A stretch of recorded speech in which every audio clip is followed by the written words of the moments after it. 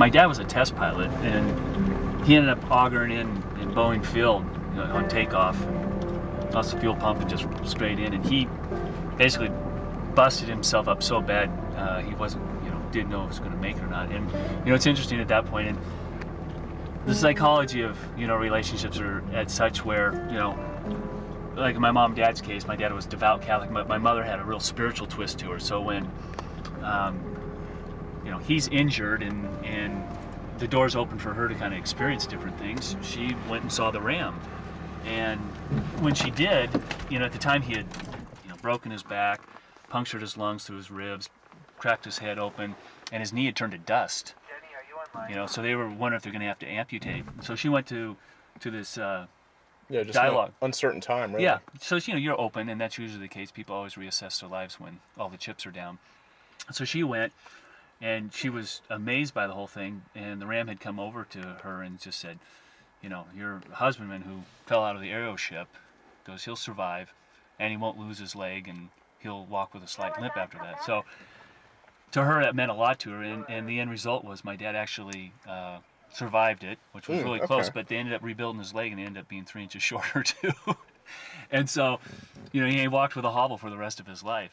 So I kind of got introduced through my mom and my sister. Oh, I see. Back in '81, and been through dialogues forever, and then I traveled for a couple years down under, and when I came back, the school that had been wasn't really school, it was just dialogues, which was great because you'd go in and you'd get great teachings, but then the big question was, how does it apply in your life?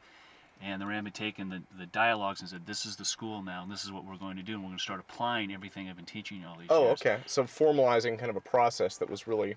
Yeah. Philosophical in nature, but applicable to some degree. And then when the school started, I said, that's for me, because I've been athletic my whole life, pushed the envelope in big wave surfing, I competed freestyle skiing, and I knew what it takes mentally to do all those things as also physically. And when school started going, I got into it. I was amazed at the quality of mind it takes to do what we're doing here. And I was so challenged by it. I've never looked back. Yeah, well, it's an interesting. My wife went to Evergreen. That was where she got her master's, and it's an interesting environment down here. Actually, I thought last time I was here last summer, the thought that struck me was how much more conservative the Ramtha School is than Evergreen. Which is Evergreen is a free for all, right? It was crazy. It was one. I remember you couldn't go into the men's room at Evergreen because nobody used deodorant, and so you'd have to literally try and hold it and run in and get things done. So. The armpit hamburgers. Yeah. My hamburger's cold. Oh, hang on a second. Yeah. There you go. It was horrifying. Yeah. So, but this in the South Sound, there is a little bit more liberal community than I grew up in Bellingham. It's very similar up there. Sure. And I think the Pacific Northwest in general is like that. Yeah. This is definitely a nice area for that. Yeah. So. Well, the school has grown a lot, right? In the 10 years that you've been with JZ, then. Or? Yeah, and we get our average. Student body is roughly around 5,000 worldwide, and but there's probably 20,000 people who've come through school throughout the years. They come for a year, 2 years, and that's a misconception too. Is a lot of people think that it's a school and they have to move here and they have to be enrolled, and it's this 4-year residency program. Yeah, and it's not. I mean, you can come to stay current. It's 2 events a year.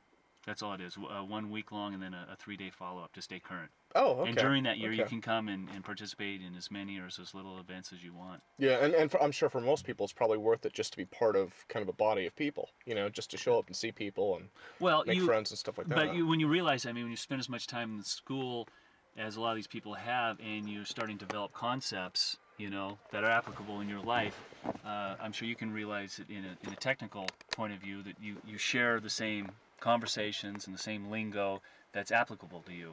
Yeah. When you go out in the other, the open world and you try and discuss a lot of things that people haven't had personal experiences, everything falls short because they don't know what you're talking about. Well, so in that regard, yeah, it's a very communal aspect to it.